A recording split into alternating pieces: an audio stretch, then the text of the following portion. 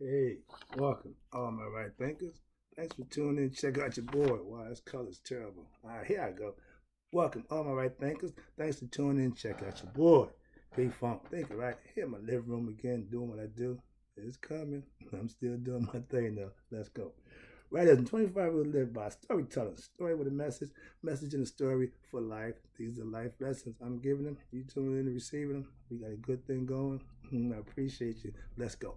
Right thinking's mission is to enlighten you, inspire you, educate you, and hopefully motivate you as the individual to what? A higher spiritual level of enlightenment, knowing who you are from the inside out and understanding that fact.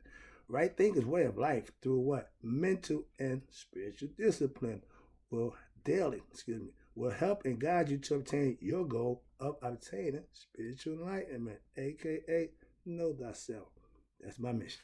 I'm on mine. Yours is to know thyself. I'm trying to help you out.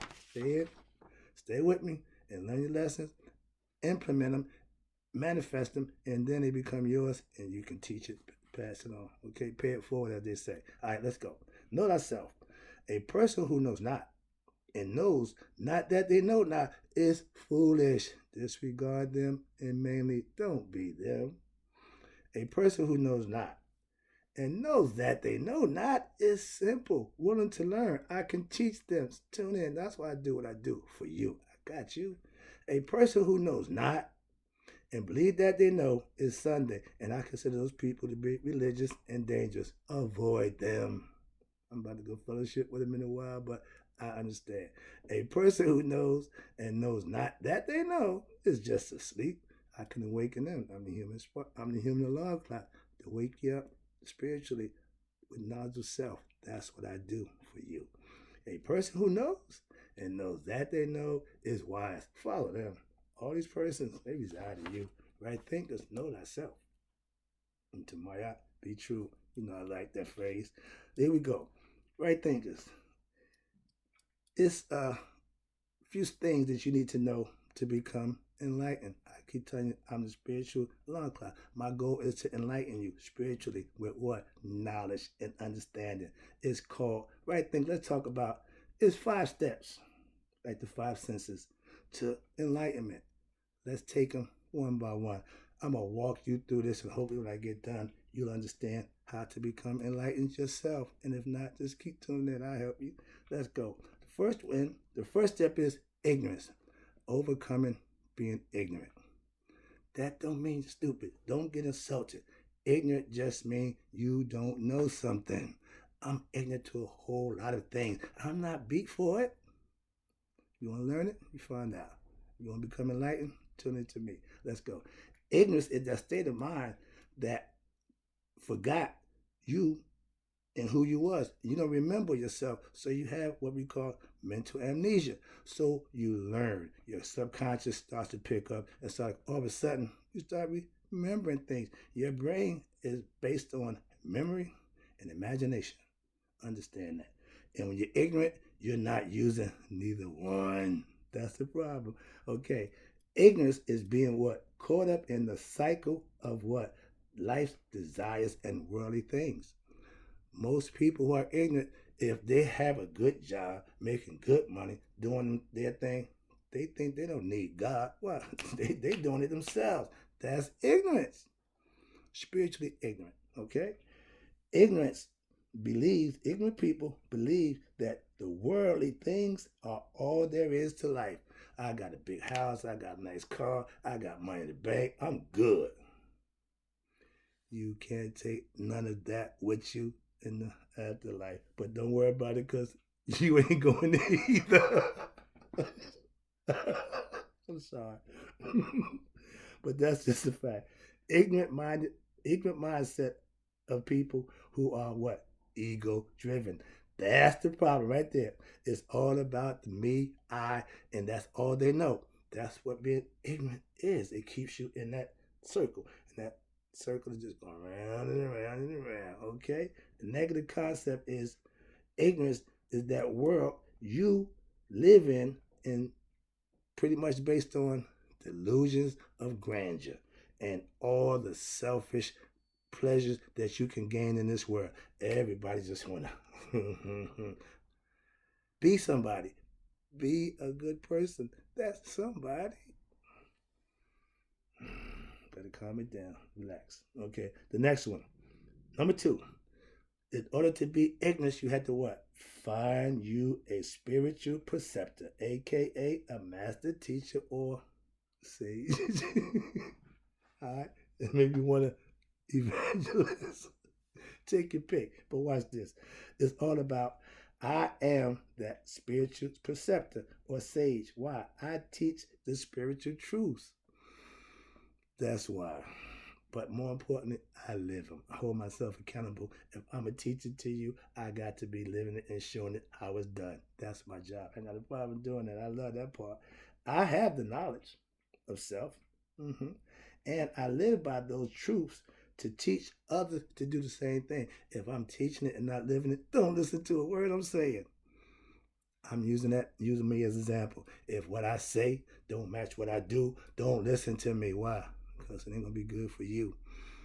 And anybody who does that you can observe and see for yourself, make your better decision. Use your discernment to say, something ain't right here. Something rotten in Denmark. Use your sense to smell, and you can smell it. Okay, sometimes it stinks to high heaven.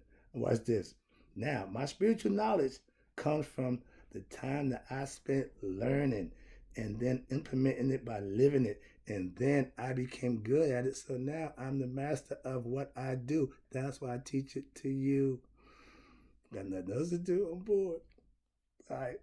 I teach right thinking philosophy. What? To get right thinkers to do what? To become masters of themselves.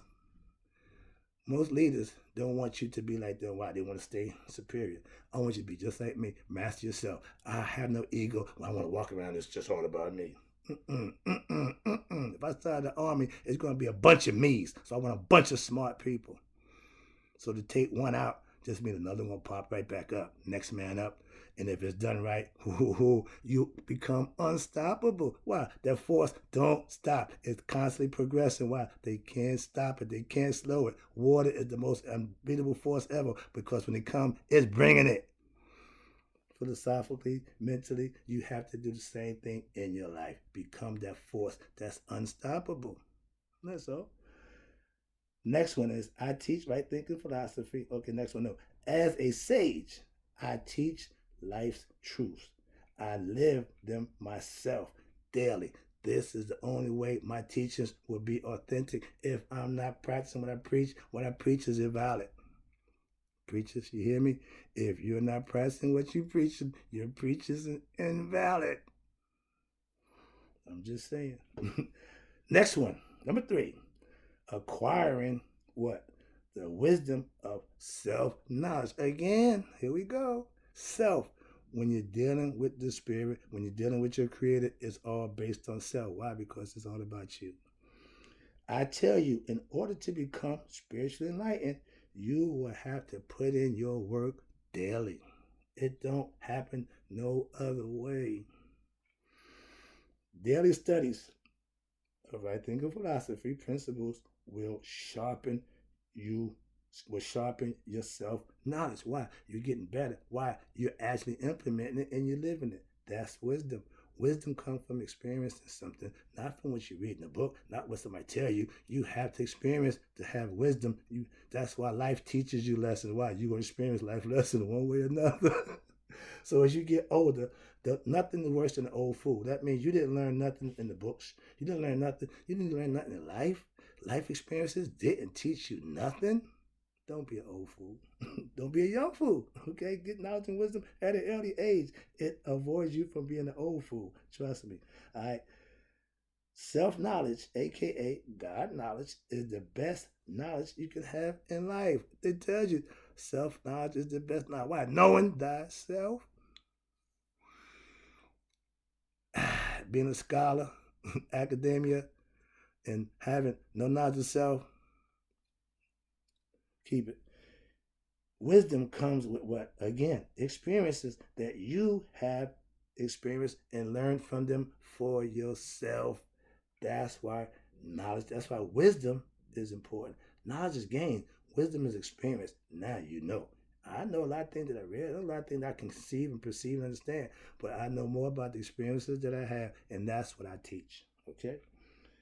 Okay. You live right after what? Learning what? The right things. That's self knowledge. That's what it's all about. Identifying and understanding how to be your best self. That's self knowledge. And when you implement it and live in it, ooh man, you become a different person. That's what change is all about. I got another lesson for you called transformation. Spiritually, you need to do that. The next one is, watch this. 4, we getting close.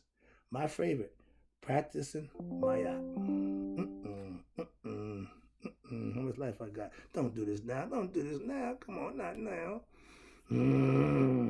Try to get this done. Running low on the battery. I don't know where's that right now. I got dropped. Where's the? Excuse me. All right. I practice my art, and anybody know me? Know that's the right thing of philosophy, and that's what it's based on. That's the way I live my life daily, by the principles and concepts of my art. 42 negative confessions. I live them. When I first started that, I got it on my wall. When I first got it, I wasn't close. Now I've mastered it. So you change and get better.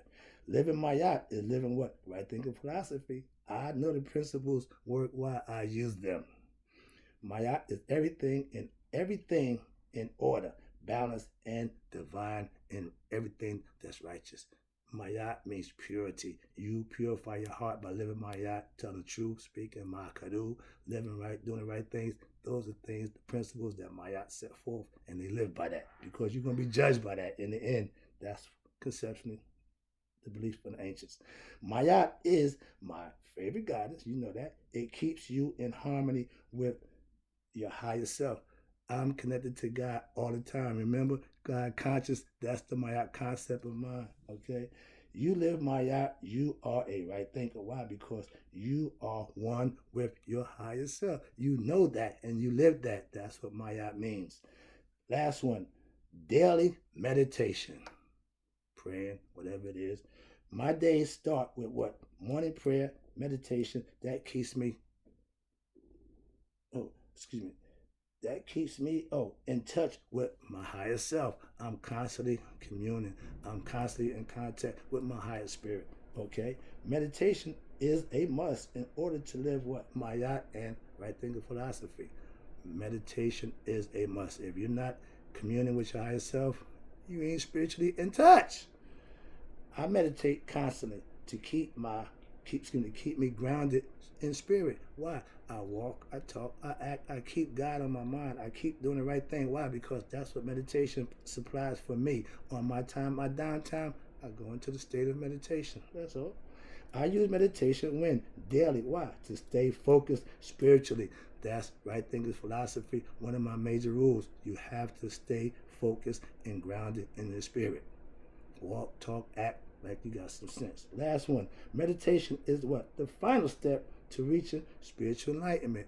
Once you get good at that, you become spiritual enlightenment, you'll make it part of your routine in your life like I do. Trust me, it works. Learn the 5 steps, live the 5 steps, become an enlightened being like your boy. I got you. I'll be back.